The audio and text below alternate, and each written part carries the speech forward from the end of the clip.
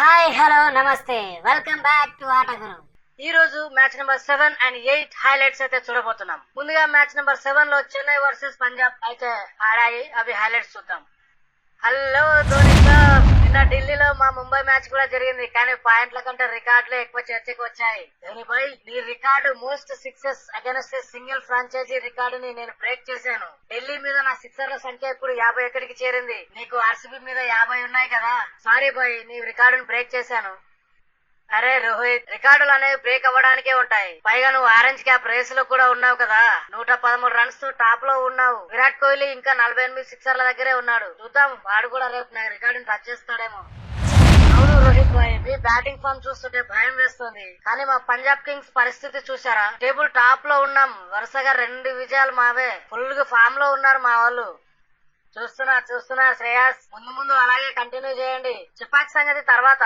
ముందు సంజు, ఏంటయ్యా ఇది? రాజస్థాన్ రాయల్స్ నుంచి చెన్నైకి అయితే వచ్చావు. భారీ అంచనాలు ఉన్నాయి నీ మీద, కానీ వరుసగా 2 మ్యాచ్ల్లోనే ఫెయిల్ అయ్యావు. నిన్న కూడా కేవలం 7 పరుగులు మాత్రమే కొట్టి అవుట్ అయ్యావు. రుతురాజ్ నీ మీద చాలా నమ్మకం పెట్టుకున్నాడు బాబు. ఆ నమ్మకాన్ని నువ్వు వమ్ము చేయాలి కదా. నిజం రోహిత్ భాయ్, నాకు కూడా చాలా అంటే చాలా బాధగా ఉంది. జేవియర్ వేసిన ఆ బాల్ ని సరిగ్గా అంచనా వేయలేకపోయాను. ఇంకొక ముఖ్యమైన విషయం ఏమిటంటే ధోని భాయ్ డ్రెస్సింగ్ రూమ్ లో లేకపోవడం కూడా కొంచెం కష్టంగా అనిపిస్తోంది మాకు. కానీ ఆయుష్ మాత్రే 73 పరుగులతో అండ్ సర్ఫరాజ్ ఖాన్ 32 పరుగులతో బాగా ఆడారు కాబట్టి ఆ మాత్రం 209 పరుగులైనా చేయగలిగాం. అంత స్కోర్ కొట్టి కూడా ఓడిపోతామని అస్సలు ఊహించలేదు బాబు.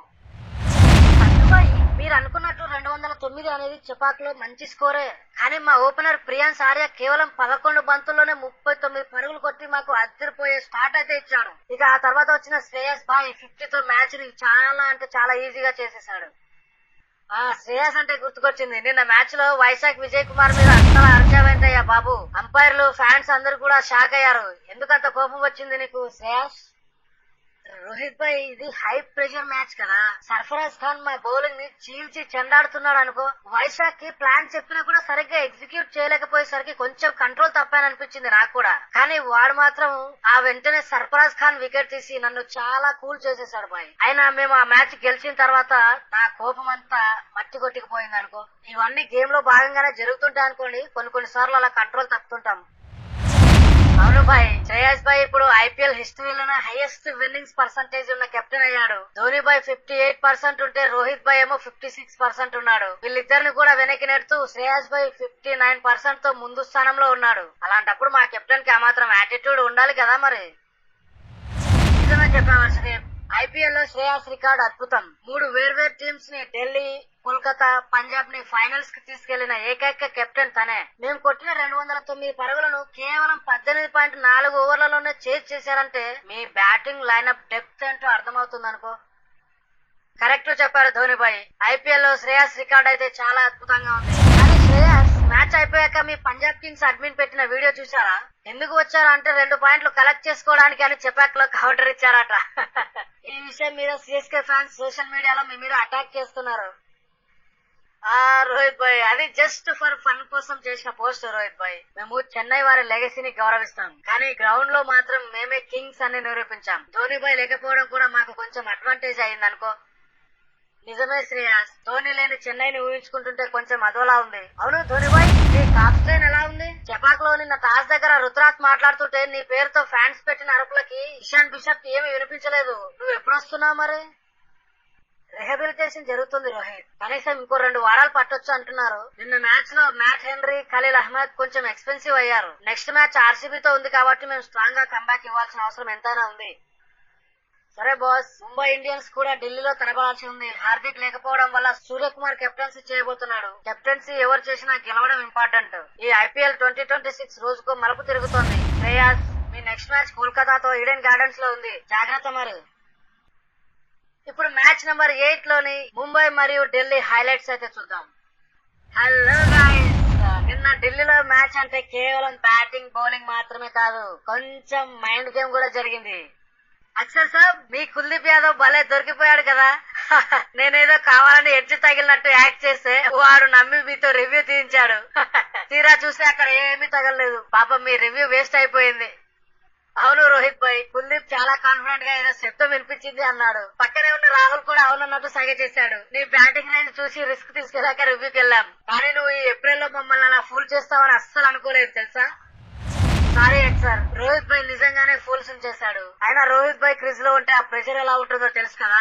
ఏదో ఒకలా రోహిత్ భాయ్ వికెట్ మాత్రం తీయాలని కుల్దీప్ ఆతృత పడ్డాడు. కానీ రోహిత్ భాయ్ మ్యాచ్ తర్వాత ఒప్పుకున్నాడు, అది కావాలనే కుల్దీప్ తో కొంచెం అలా ట్రిక్ చేశానని.